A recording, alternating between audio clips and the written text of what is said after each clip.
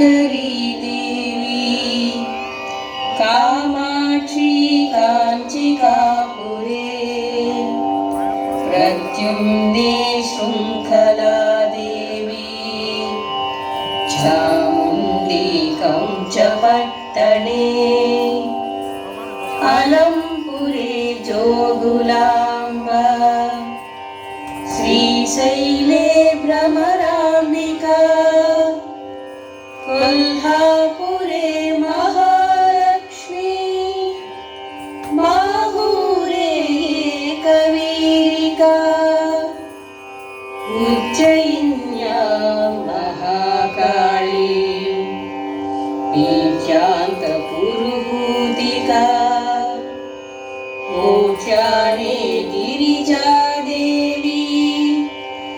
माणिक्ये दक्षवाटिके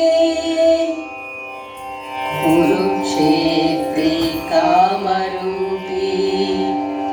प्रयागे माधवेश्वरी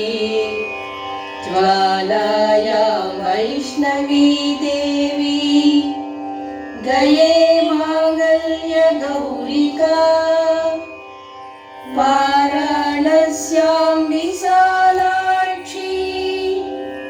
काश्मीरे तु सरस्वती अष्टादशेषु पीठेषु शक्तियो मुनिसंस्तुता।